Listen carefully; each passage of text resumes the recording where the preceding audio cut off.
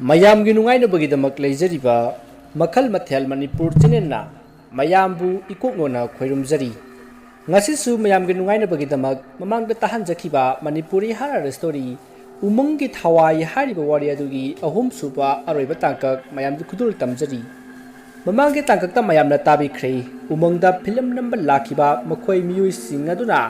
ꯑꯋꯥꯕ ꯇꯥꯈꯤꯕ ꯑꯃꯗꯤ ꯃꯗꯨꯗꯒꯤ ꯑꯃꯨꯛ ꯀꯣꯛꯇꯨꯅ ꯎꯃꯪ ꯑꯗꯨꯗꯒꯤ ꯊꯣꯔꯛꯈꯤꯕ ꯑꯃꯗꯤ ꯎꯃꯪ ꯑꯗꯨꯗꯒꯤ ꯊꯣꯔꯛꯄꯗ ꯎꯃꯣꯅꯤꯅ ꯆꯪꯈꯤꯕ ꯊꯋꯥꯏ ꯑꯗꯨꯅ ꯋꯥꯔꯤ ꯂꯤꯈꯤꯕꯒꯤ ꯃꯇꯥꯡ ꯑꯗꯨ ꯃꯌꯥꯝꯅ ꯇꯥꯕꯤꯈ꯭ꯔꯦ ꯋꯥꯔꯤ ꯑꯗꯨ ꯀꯔꯤ ꯀꯝꯗꯧꯕꯅꯣ ꯍꯥꯏꯕꯗꯨ ꯃꯌꯥꯝ ꯄꯨꯟꯅ ꯇꯥꯃꯤꯟꯅꯔꯁꯤ ꯑꯌꯨꯛꯀꯤ ꯃꯇꯝꯅꯤ ꯆꯥꯎꯈ꯭ꯔꯕ ꯎꯃꯪ ꯑꯗꯨꯗꯒꯤ खरा मनुंग हंजनबा लम्हांग अमता युम खरा तारिबा अदुदगी बोयाइदु सिंजंग अमा पाइदुना उमंग अदुता सिंचनबा थोरई मतम अदुता प्रीतिना ताचौ कयम थेंगनतुइनो हाइन हंगी मरुता बोयाइना कोइरोदा हानगे मतमुदा अदुम लाकनी आनसिगा पुन लेरमु आसी हाइरमलगा बोयाइदु मागी उयनफम लोमदा सटख्रे बोयाइगे मचनुपी Anini amana pritini aduga amana suitini makhoi ki apokpa apokpi laikhidre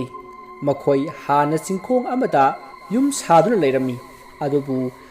makhoi gi lau hingkhol adu mapaga pukminaba makhurana pulap laungna ba hondarakpadagi khana chainaba thokhi maruda boyaina makhura gi machanupa ama phunaraga inthokpada turaga leiba yopak amada mangak tasinbadagi makhori du tattuna sikhi मरुदगी मखोई मुखुरा होइना हाट खिबा तारे खंदुना उमंग अदुदा चेनसिनदुना उमंग अदुगी मनुंग हंजिनबा मफम मसिदा लुतुना लेरखिबनी मखोईगी अकोइबदा खरा लंतकना yum मरी मंगा ताई मखोईदी चिंगमी ngaktani asumna मफम मदुदा मखोइना लेरखलिबासी चही अनि हेलकले मखुरा होइसु मखोइना लमथुम पुनमक फंगलबनिना मखोइबु कया हक्चिनना थिरक्त्रे मखोईगी मचानुपा अमा सिखिबदुदी सोइबदगिनी हाइना खंदोक्तुना लेखि अदुबु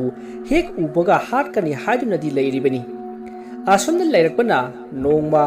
उमंग अदुता थौदोक अमा थोखि बोयाइना नुमित कयानी संगना यानजबा उसिंग अदु पुन्ना कुंथ्रागा तरेत सुरे अदुना ट्रक अमदा लोड तौगनबा तौरिङै मागा उ यानमिनबा नुपा अमना बोयाइना यालिबा उवसी स्वप्नगी कुंथ्रा खक्तनी अदुना तरेत अमदी मखोई मयामदगी हुरानबनी अदुना कुंथ्रा खतमक जोलु तरेत अमदी योनबा यारोय हाइदुना कन्ना थिंगले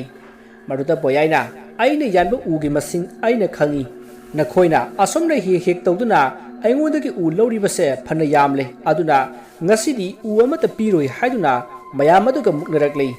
masidagi khana chainaba thokpadagi boyaina makhoi nupa ahumbu yamna thina phudatlami masidagi mahakna u kunthraga tret adu punna trakta lot tawraba matungda sen thinaduna trak ado chalankhre aduga boyaisu yum lomda halai mahakna chatkhibadu mana phuramba makhoi ahumna yamna sauna yengduna lehowi aduga makhoi laman khumgani haiduna ngangnara asumna haukhibana tha ahumuk haukraba matung nongma boyaina uama jalingai maga thangnana uyanba nupa kharana u ado mangonda oina tusilhalami maruda boyaina senthorakpada maga hana phunakhiba makhoi nupa ahum maduna boyaibu pharga u turokliba aduda langchinkhi maramaduna boyaido चावरब उ अदुना नंथेकपदा महाक खुदक अदुदा पुनसि लोइखि पाव अदु ताबदा बोयाइगे मचनुपी प्रीति अमदि स्वीति दो कपतुना चेलकले अदुगा मबुंगी ओरमलिबा फिबम मदु उबदा मखोई मचिन मनाव अनि दो तासौ नचननी पु कनादा सिनरमगे हाइदुना तेंथा नावोइना कबलकले मसिदगी मयामना बोयाइगे असीबा हक्सांग दो फुमखिनबा same साख्रे मचनुपी अनि अदुदी कपलेप्ती अदुबु कपचै हाइबदो मंगाई लाउजै हाइबदो मंगाई बोयाइगी आसीबा हक्सांग अदुदी मयामना अदुमक लैरोन चनख्रे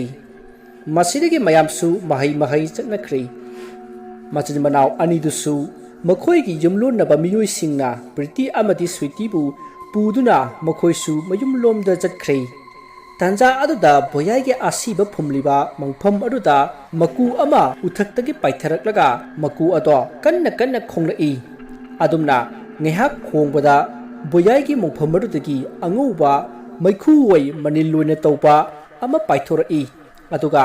maku aduda sangkhre masidagi mangku ado mafam adudagi paikhre asomna matam adu haukhiduna numidangi matam oirakle somda priti amadi suiti di saksu amata chadre kaptuna adumak leiri matam aduda makhoi gai jumlu naba hanubi julirang tu lakhi aduga thong hangana ba haiki maduda pritina thong adu hangle aduga ahan oirabi julirang bu imungda koksinduna phamhalli maduda hanubi aduna thogliba thodoksinga se yamna nungaiti haiduna kaplami aduga makha tana hanubi aduna hairai adubu pokrabati siba haibase soidrabani magi laibakta punsi sangu tamlamdabana punsi tenkribani aduna nakhoisu yamna khanjeluranu maduna nakhoisu laiman uininabani asi haiduna hanubi aduna hairakpada pritina abo hanadi aikhoi ta chau leiringadadi wakhalse karisu waramde haujikti aikhoibu kadana sinabigani priti ki wadu tabata hanubi aduna haujikti nakhoibu ngak senbinaba ma mathau tai natro adudi aina haibe yaro nakhoi leiwa mantra sanaduna nakhoi gi yegnaba singbu maithiba pigadabani nakhoi gi nabung soibadagi siba nati makhoi uyanba miyamna manaraga hatpani aduna nakhoi nabung gi laman singadabani ne hanubi adugi wadu tabada pritina adudi abo karamna singani aikhoibu kana laiti haiduna usitriba singaduda aina sodina laman khumgani hanubi aduna haidiba wa aduda priti yamna sauningba phawi amadi uyanba makhoi sing aduda sodina laman khumge haina khankhre adubu magi mase wariba suiti di wa amata ngangdana priti da amuk jeng hanubi aduda amuk jeng tawduna leiri masadagi hanubi aduna phare phare adudi ngasigidi ai chatlagi hayengdo aigi yumda lao karamna laman singgadage haibado taklage ngasigidi ai haleko asi haram laga hanubi ado hankhre maruta pritina ise kairo nangna abok juli rangna laman khumna ba wa haibada tumina leiri badubo aikhoi laman khumgadabani priti ki wa adu tabada suitina priti nangna khaliba wakhaldo thadu nangna kaidamnungda uyaliba mkhoi singa manaba ngamloi abok juli rangna nangonda haram libado thajarunuko mara nangbu karigumba thabak amada sijinna thorang tawribani nangsu khangledana hojik man haram libado aikhoi gi tachoudu uyanba singna lौतुनरगा hatpani haina haram libado nangsu tariba natro au taise adugini aina uyanba singdalaman khumgadoribase hai apangbi tholiba thodok asida mahaksu yauribani ne adunani mana aikhoi gi tachou karamna sikhi haiba khanglibase karigi panglibano ise adugidi abok joli rangse amaibiya phawbini ise na so hana khanglibadudi karigi masida chingani ngai lege madi amaibinina punama khanglibani ado priti mana punama khanglaga karigi hana mangjurona haidribano hajukta da siraba kansida hairakliba nang aina haribasini abok joli rangi wa thajarunuko hoi ise asomna pritina mache suiti da hoi hairabasu thamoidadi sodna laman khumgani haiduna sabjungna leikhri asomna matamadu hokri mathangi no ngale matamadu da yumlo naba hanubi eduna magi yanaba maku mayam ama thawai sing laru nabagi tamakta thadokri asomna maku sing aduna porakpa thawai sing ado hanubi adu ki masada hanjinduna mahakna punsi kaya sangna hingba ngamgadoribani asomna tawrakpana mahak ngasi phawba hingduna leiribani somda nakal amadana pritina luknungdagi ising sukluge haina masi suiti da hairam laga satkhre maruda suiti di isam samna adum hoi haiduna lehowi somdana priti do hanubi julirangi mayumda lakli aduga abo haiduna kaurami maruda julirang hanubi do thorai aduga isunupi nang laklabra haina hangli maduda pritina hoi abok haiduna khumi masidaki hanubi julirangna imungda sangsi haiduna imungda pusili aduga hanubi julirangna nangni laklibasi aina ngarang hairamba thabak adugi natro asi haina hangi maruda pritina mani abok haiduna khumi masidaki hanubi aduna phare phare adudi ꯅꯪꯅ ꯃꯈꯣꯏꯁꯤꯡ ꯑꯗꯨꯒ ꯍꯛꯊꯦꯡꯅꯅ ꯐꯨꯅꯕ ꯆꯩꯅꯕ ꯇꯧꯗꯨꯅ ꯍꯥꯠꯄꯗꯤ ꯉꯝꯂꯣꯏꯗꯕꯅꯤꯅ ꯅꯪ ꯂꯥꯏ ꯁꯥꯟꯅꯕ ꯇꯥꯕꯅꯤ ꯋꯥꯗꯨ ꯇꯥꯕꯗ ꯄ꯭ꯔꯤꯇꯤ ꯁ꯭ꯋꯥꯏ ꯂꯥꯎꯏ ꯃꯁꯤꯗꯒꯤ ꯃꯍꯥꯛ ꯀꯤꯗꯨꯅ ꯑꯕꯣꯛ ꯑꯗꯨꯗꯤ ꯑꯩ ꯉꯝꯂꯣꯏꯌꯦ ꯌꯥꯝ ꯀꯤ ꯍꯥꯏꯗꯨꯅ ꯍꯥꯏꯔꯝꯃꯤ ꯃꯗꯨꯗ ꯍꯅꯨꯕꯤ ꯑꯗꯨꯅ ꯀꯔꯤꯒꯤ ꯀꯤꯔꯤꯕꯅꯣ ꯈꯜꯂꯨ ꯑꯗꯨꯛ ꯅꯨꯡꯁꯤ ꯆꯥꯟꯅꯅ ꯂꯩꯔꯝꯕ ꯅꯈꯣꯏꯒꯤ ꯏꯃꯨꯡꯕꯨ ꯐꯠꯇ꯭ꯔꯕ ꯎ ꯌꯥꯟꯕꯁꯤꯡ ꯑꯗꯨꯅ ꯀꯥꯡꯈꯣꯡ ꯆꯥꯏꯍꯜꯂꯦꯗꯅ ꯅꯪꯒꯤ ꯅꯕꯨꯡꯕꯨꯁꯨ ꯍꯥꯠꯄꯤꯈ꯭ꯔꯦ ꯑꯗꯨꯒ ꯅꯈꯣꯏꯅ ꯀꯔꯤꯁꯨ ꯇꯧꯗꯅ ꯂꯩꯒꯗꯧꯔꯤꯕ ꯃꯗꯨꯒꯤꯁꯨ ꯃꯊꯛꯇ ꯅꯈꯣꯏꯗꯤ ꯅꯨꯄꯤ ꯉꯥꯛꯇꯅꯤ ꯀꯔꯤꯒꯨꯝꯕ ꯈꯨꯗꯣꯡꯊꯤꯕ ꯇꯥꯔꯛꯂꯕꯗꯤ ꯀꯔꯝꯅ ꯅꯈꯣꯏ ꯅꯁꯥ ꯉꯥꯛꯊꯣꯛꯆꯒꯅꯤ ꯃꯨꯟꯅ ꯈꯜꯂꯨ ꯍꯅꯨꯕꯤ ꯑꯗꯨꯒꯤ ꯋꯥꯗꯨ ꯇꯥꯕꯗ ꯄ꯭ꯔꯤꯇꯤꯗꯣ ꯉꯥꯏꯍꯥꯛ ꯋꯥꯈꯜ ꯇꯧꯏ ꯑꯗꯨꯒ ꯑꯕꯣꯛ ꯑꯗꯨꯗꯤ ꯀꯔꯝꯅ ꯇꯧꯒꯗꯕꯅꯣ ꯍꯥꯏꯅ ꯍꯪꯂꯛꯏ ꯃꯗꯨꯗ ꯍꯅꯨꯕꯤ ꯑꯗꯨꯅ ꯁꯦꯠꯁꯦ ꯑꯩ ꯋꯥ ꯍꯥꯏꯒꯦ ꯍꯧꯖꯤꯛꯀꯤꯗꯤ ꯂꯥꯏꯁꯣꯟ ꯑꯃ ꯄꯥꯡꯊꯣꯛꯂꯒ ꯂꯣꯏꯔꯦ ꯑꯗꯨꯒ ꯍꯣꯔꯦꯟ ꯑꯍꯤꯡ ꯑꯁꯦ ꯑꯩꯒꯤꯗ ꯂꯥꯛꯎ ꯍꯣꯔꯦꯟ ꯑꯍꯤꯡ ꯇꯧꯒꯗꯧꯔꯤꯕ ꯊꯕꯛ ꯑꯁꯤꯗꯤ ꯌꯥꯝꯅ ꯁꯥꯊꯤꯕ ꯊꯕꯛꯅꯤ ꯊꯕꯛ ꯑꯁꯤꯕꯨ ꯇꯧꯈ꯭ꯔꯕꯗꯤ ꯅꯍꯥꯛ ꯑꯆꯝꯕ ꯃꯤ ꯑꯃ ꯑꯣꯏꯔꯔꯣꯏ ꯅꯪꯅꯗ ꯃꯨꯟꯅ ꯌꯦꯡꯕꯗ ꯃꯤꯁꯛ ꯑꯗꯣ ꯏ ꯑꯣꯗꯨꯅ ꯁꯤꯒꯗꯧꯔꯤꯕꯅꯤ ꯑꯗꯨ ꯑꯣꯏꯔꯕꯗꯤ ꯅꯈꯣꯏꯗ ꯃꯤꯅ ꯃꯤꯠꯅ ꯍꯪꯒꯠꯅ ꯌꯦꯡꯕ ꯐꯥꯎꯕ ꯉꯝꯂꯣꯏꯗꯧꯔꯤꯕꯅꯤꯅꯦ ꯃꯇꯝ ꯑꯗꯨꯗꯗꯤ ꯅꯍꯥꯛꯁꯦ ꯂꯥꯏꯔꯦꯝꯕꯤ ꯑꯃꯒꯨꯝ ꯄꯥꯏꯕꯁꯨ ꯉꯝꯒꯗꯧꯔꯤꯕꯅꯤ ꯑꯗꯨꯒ ꯃꯤꯅ ꯅꯪꯁꯦ ꯎꯍꯟꯗꯅ ꯆꯠꯄꯁꯨ ꯉꯝꯒꯗꯧꯔꯤꯕꯅꯤꯅꯦ ꯑꯁꯤꯒꯨꯝꯂꯕ ꯍꯅꯨꯕꯤ ꯑꯗꯨꯒꯤ ꯋꯥꯗꯨ ꯇꯥꯕꯗ ꯄ꯭ꯔꯤꯇꯤꯒꯤ ꯋꯥꯈꯜ ꯃꯄꯨꯡ ꯐꯥꯗ꯭ꯔꯤꯕ ꯃꯀꯣꯛ ꯑꯗꯨꯗ ꯆꯪꯈꯤꯗꯨꯅ ꯃꯍꯥꯛ ꯍꯣꯔꯦꯟ ꯑꯍꯤꯡ ꯁꯣꯏꯗꯅ ꯂꯥꯛꯀꯦ ꯍꯥꯏꯔꯝꯂꯒ ꯃꯍꯥꯛ ꯆꯠꯈꯤꯒꯦ ꯇꯧꯏ ꯃꯗꯨꯗ ꯍꯅꯨꯕꯤ ꯑꯗꯨꯅ ꯉꯥꯏꯈꯣ ꯍꯧꯖꯤꯛꯀꯤꯗꯤ ꯊꯧꯔꯝ ꯑꯃ ꯇꯧꯈꯤꯁꯤ ꯍꯥꯏꯗꯨꯅ ꯂꯥꯏꯁꯣꯟ ꯇꯤꯟꯁꯣꯟ ꯈꯔ ꯇꯧꯔꯤ ꯑꯗꯨꯒ ꯄ꯭ꯔꯤꯇꯤꯒꯤ ꯃꯉꯛꯇ ꯂꯤꯛ ꯑꯃꯁꯨ ꯁꯤꯕꯤꯔꯛꯏ ꯃꯗꯨꯗ ꯄ꯭ꯔꯤꯇꯤꯅ ꯂꯤꯛ ꯑꯁꯤꯗꯤ ꯁꯤꯕ ꯌꯥꯔꯣꯏ ꯏꯆꯦꯅ ꯀꯔꯤꯒꯨꯝꯕ ꯎꯔꯕꯗꯤ ꯌꯥꯝꯅ ꯁꯥꯎꯅꯤ ꯍꯥꯏꯗꯨꯅ ꯂꯤꯛ ꯑꯗꯣ ꯂꯧꯊꯣꯛꯂꯝꯃꯤ ꯃꯁꯤꯗꯒꯤ ꯍꯅꯨꯕꯤ ꯑꯗꯨꯅ ꯐꯔꯦ ꯂꯤꯛꯁꯦ ꯁꯤꯗ꯭ꯔꯕꯁꯨ ꯀꯩꯁꯨ ꯀꯥꯏꯗꯦ ꯑꯗꯨꯕꯨ ꯅꯪ ꯍꯣꯔꯦꯟ ꯑꯍꯤꯡꯗꯤ ꯁꯣꯏꯗꯅ ꯂꯥꯛꯎ ꯍꯥꯏꯅ ꯍꯅꯨꯕꯤ ꯑꯗꯨꯅ ꯍꯥꯏꯔꯛꯏ ꯃꯁꯤꯗꯒꯤ ꯄ꯭ꯔꯤꯇꯤ ꯑꯗꯨ ꯍꯅꯨꯕꯤ ꯑꯗꯨꯒꯤ ꯃꯌꯨꯝꯗꯒꯤ ꯊꯣꯔꯛꯂꯤ ꯃꯇꯝ ꯑꯗꯨꯗ ꯄ꯭ꯔꯤꯇꯤꯒꯤ ꯃꯆꯦ ꯁ꯭ꯋꯤꯇꯤꯗꯨ ꯂꯦꯞꯂꯒ ꯂꯩꯔꯝꯃꯤ ꯃꯗꯨꯗ ꯁ꯭ꯋꯤꯇꯤꯅ ꯅꯪ ꯃꯐꯝ ꯑꯁꯤꯗ ꯀꯩꯗꯧꯔꯝꯂꯤꯕꯅꯣ ꯍꯥꯏꯅ ꯍꯪꯉꯤ ꯃꯗꯨꯗ ꯄ꯭ꯔꯤꯇꯤꯅ ꯈꯨꯝꯐꯝ ꯈꯪꯗꯅ ꯏꯌꯥ ꯏꯌꯥ ꯇꯧꯗꯨꯅ ꯂꯩꯔꯤꯉꯩ ꯍꯅꯨꯕꯤ ꯖꯨꯂꯤꯔꯥꯡꯗꯣ ꯃꯄꯥꯟꯗ ꯊꯣꯔꯛꯏ ꯑꯗꯨꯒ ꯑꯩꯅ ꯂꯣꯛꯇꯒꯤ ꯏꯁꯤꯡ ꯁꯣꯛꯄꯗ ꯊꯥꯡꯕ ꯉꯝꯗꯕꯗꯒꯤ ꯏꯁꯨ ꯄ꯭ꯔꯤꯇꯤꯁꯦ ꯊꯥꯡꯍꯜꯂꯝꯕꯅꯤ ꯍꯥꯏꯗꯨꯅ ꯈꯨꯝꯂꯝꯃꯤ ꯑꯗꯨꯕꯨ ꯄꯨꯝꯅꯃꯛ ꯁ꯭ꯋꯤꯇꯤꯅ ꯈꯪꯕꯒꯨꯝ ꯌꯥꯝꯅ ꯁꯥꯎꯅ ꯍꯅꯨꯕꯤ ꯑꯗꯨꯗ ꯌꯦꯡꯂꯝꯂꯒ ꯄ꯭ꯔꯤꯇꯤꯕꯨ ꯃꯈꯨꯠ ꯄꯥꯏꯗꯨꯅ ꯄꯨꯔꯒ ꯆꯠꯈ꯭ꯔꯦ ꯃꯁꯤꯗꯒꯤ ꯌꯨꯝ ꯌꯧꯔꯕꯗ ꯁ꯭ꯋꯤꯇꯤꯅ ꯃꯅꯥꯎꯅꯨꯄꯤ ꯄ꯭ꯔꯤꯇꯤꯕꯨ ꯀꯔꯤꯒꯤ ꯍꯅꯨꯕꯤ ꯑꯗꯨꯒꯤ ꯌꯨꯝꯗ ꯆꯠꯂꯤꯕꯅꯣ ꯑꯩꯅ ꯆꯠꯀꯅꯨ ꯍꯥꯏꯈ꯭ꯔꯕ ꯅꯠꯇ꯭ꯔꯥ ꯍꯥꯏꯗꯨꯅ ꯌꯥꯝꯅ ꯆꯩꯔꯝꯃꯤ ꯐꯨꯁꯨ ꯐꯨꯔꯝꯃꯤ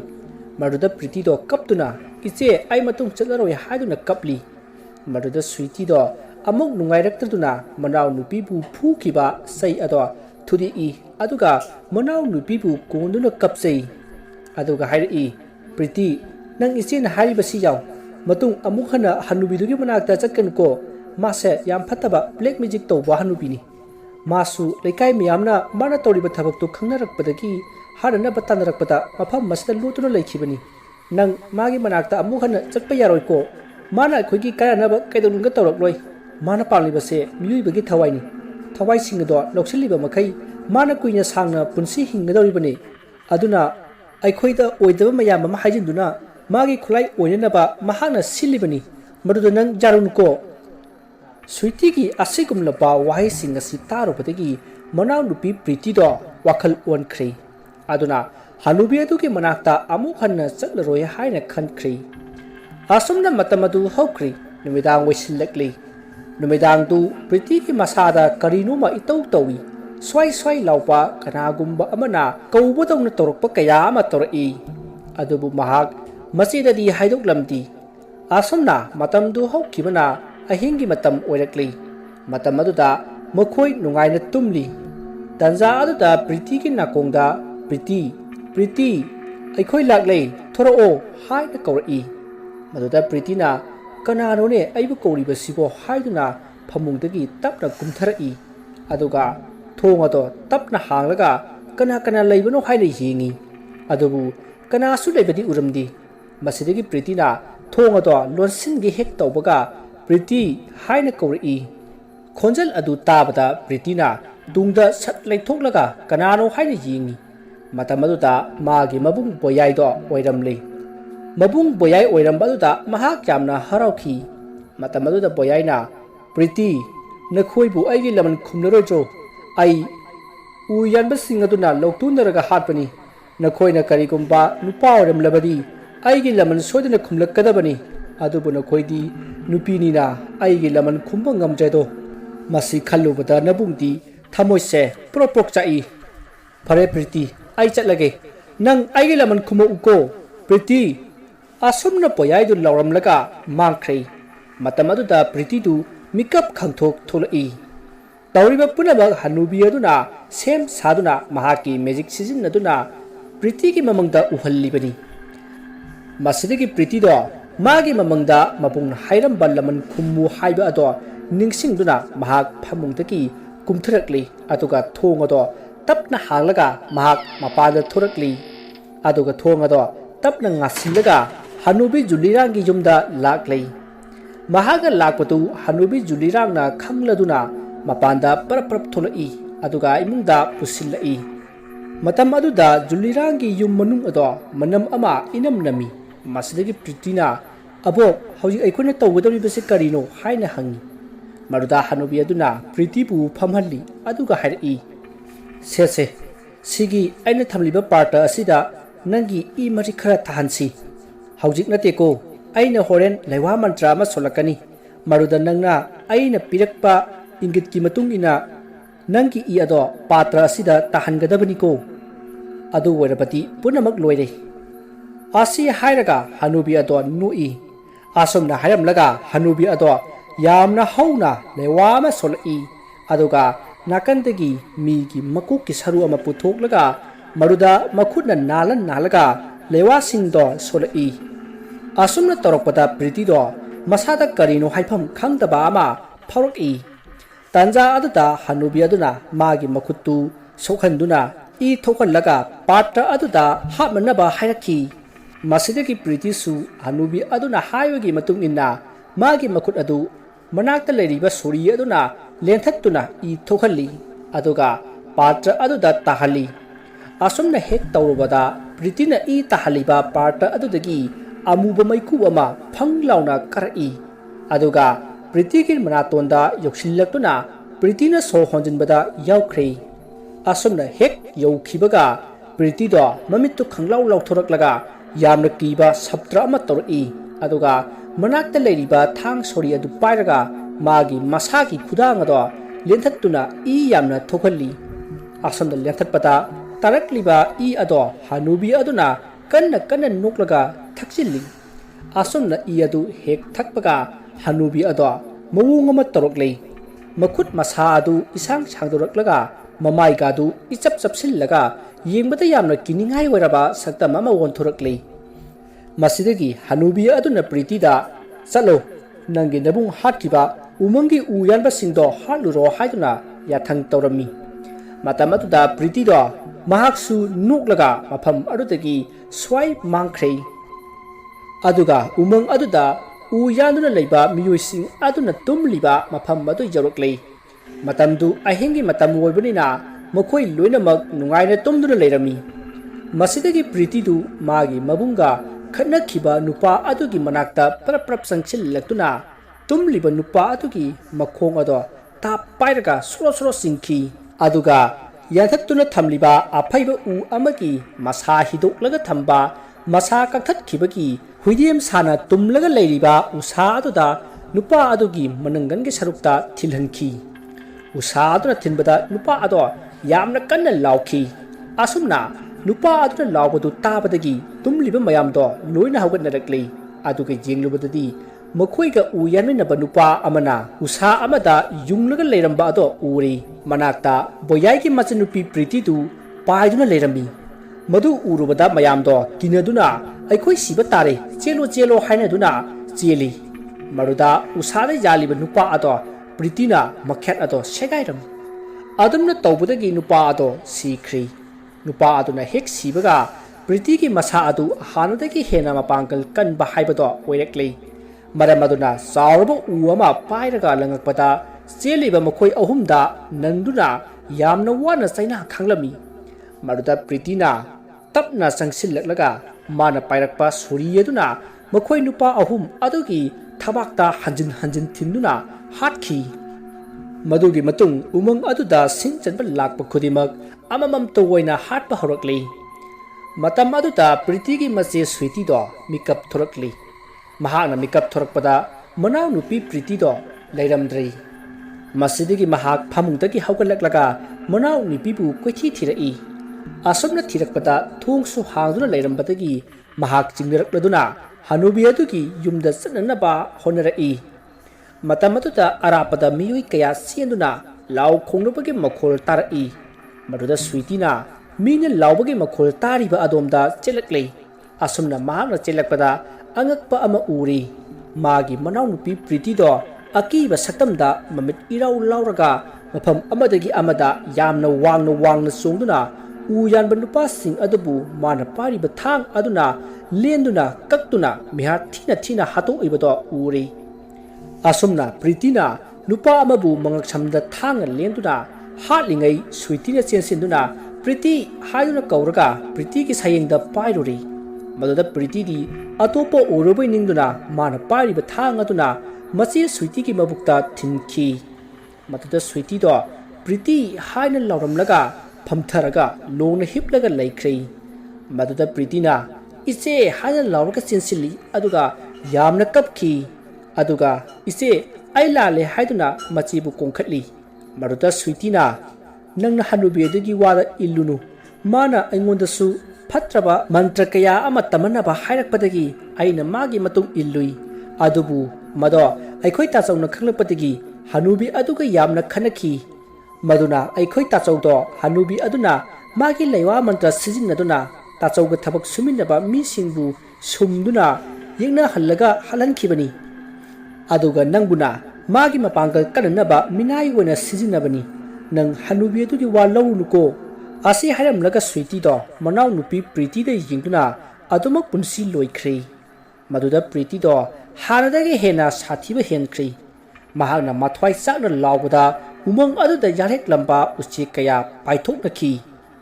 Masidagi Priti du makutta thanga do chejet paiduna swai mangkhre aduga Hanubi adugi manakta phaurakle. Matam aduda Hanubi aduna thabak punamak taramlabra nabunggi laman khumlabra haina hanglai. Maduda Priti na aigi tachaw hatpa mising tumnaba halamle ama khakta ngaire asi haiduna hairamlaga Hanubi adugi mabukta Priti na man pariba thang aduna hanjin thinnuna hatkhi. Matam aduda Hanubi aduna kanna noklaga apangbi nangdi aina phangataba papunamak phangduna sahi chamapan umang asida leiragani aidi siraga sarga yoragani asi haina noklamlaga adumak thawai thakhre. Masidagi Priti su yumda halakre aduga mahak angawigum magi masigi photo aduda yenglaga leiri. Masidagi mahakna masena mangonda lairik tambibagi thanamba boy aduda wahai khara iba horai. Wahai sing adudi umang asida thukriba thodok punamak irami aduga loiramdaida karigumba umang asida awaba tarabati aikhoi awaba tare umangi uyanba singna awaba pire haina isida haijarabadi aina soidana mating pangani. Asi hairamlaga Priti do yamna pendaba ningamdaba kaya aduna masa matomta mana ngasai masibu hatkiba thang aduna mabukta thinjinjaki aduga masena siduna tahawba mafam aduda amuk lakhi adubu kadomdagi silakpa nungsit no khangdi sapu kanna nungsit ama silaklaga Priti do soro senkiduna umangi mi kanasu sangnaba ngamnadaba mafam amata tasingduna sikhi. Masidagi Priti ki thawaina umang aduda leiduna umang aduda lakpa misingda awapa piba hatpa kaya tawduna umang aduda leikhibani. Adubu haujikti adugumlaba aigi nungsiraba ichedo aigi inakta lakhi. Mahaktu kanasu nati aina sadongliba nupi asine. Asomna wari liraga umonigi masada sangliba Priti ki thawaya to kablai. Masidagi amaiba aduna he laibak thiraba thawai nangi ningamdraba thawai aduna nachibu phangle haribato lanbari. Haujikti mahak nangi nache odrabani mahakti mapok ama pokrabani aduna nang kanano haibato khanglaroi. Aduna mabu awaba piraganu nang sunangi nahan phamda hallu masu nungai leja hawrasanu nachibu awaba piraganu ꯑꯁꯤ ꯍꯥꯏꯗꯨꯅ ꯑꯃꯥꯏꯕ ꯑꯗꯨꯅ ꯍꯥꯏꯔꯛꯄꯗ ꯎꯃꯣꯅꯤꯒꯤ ꯃꯁꯥꯗ ꯆꯪꯂꯤꯕ ꯄ꯭ꯔꯤꯇꯤꯒꯤ ꯊꯋꯥꯏ ꯑꯗꯨꯅ ꯐꯔꯦ ꯑꯣꯖꯥ ꯑꯃꯥꯏꯕ ꯅꯪꯅ ꯍꯥꯏꯕ ꯄꯨꯝꯅꯃꯛ ꯆꯨꯝꯃꯤ ꯃꯥꯅ ꯑꯩꯕꯨ ꯁꯛ ꯈꯪꯂꯔꯣꯏ ꯐꯔꯦ ꯑꯗꯨꯗꯤ ꯑꯩ ꯆꯠꯂꯒꯦ ꯑꯁꯤ ꯍꯥꯏꯔꯒ ꯎꯃꯣꯅꯤꯗꯣ ꯀꯞꯂꯛꯏ ꯑꯗꯨꯒ ꯒ꯭ꯌꯥꯟ ꯃꯥꯡꯈ꯭ꯔꯦ ꯃꯁꯤꯗꯒꯤ ꯑꯃꯥꯏꯕ ꯑꯗꯨꯅ ꯂꯥꯏꯁꯣꯟ ꯇꯤꯟꯁꯣꯟ ꯈꯔ ꯇꯧꯕꯗꯒꯤ ꯎꯃꯣꯅꯤꯗꯣ ꯋꯥꯈꯜ ꯂꯥꯛꯂꯤ ꯑꯁꯣꯝꯗ ꯎꯃꯪ ꯑꯗꯨꯗ ꯆꯪꯂꯨꯕꯗꯒꯤ ꯑꯋꯥꯕ ꯇꯥꯔꯨꯔꯕ ꯃꯈꯣꯏ ꯄꯨꯝꯅꯃꯛ ꯃꯍꯧꯁꯥꯒꯤ ꯄꯨꯟꯁꯤꯗ ꯍꯟꯖꯤꯟꯗꯨꯅ ꯇꯦꯛꯇ ꯀꯥꯏꯗꯅ ꯂꯩꯈꯤ ꯋꯥꯔꯤ ꯑꯁꯤ ꯃꯇꯥꯡ ꯑꯁꯤꯗ ꯂꯣꯏꯖꯔꯤ ꯋꯥꯔꯤ ꯑꯁꯤꯗ ꯁꯣꯏꯈꯤꯕ ꯂꯥꯟꯈꯤꯕ ꯋꯥꯍꯩ ꯋꯥꯇꯥ ꯇꯥꯕꯤꯔꯤꯕꯁꯤꯡꯅ ꯄꯨꯛꯆꯦꯜ ꯆꯥꯎꯅ ꯉꯥꯛꯄꯤꯒꯅꯤ ꯃꯌꯥꯝꯕꯨ ꯑꯔꯣꯏꯕꯗ ꯑꯃꯨꯛꯀ ꯍꯟꯅ ꯈꯣꯏꯔꯨꯝꯖꯔꯤ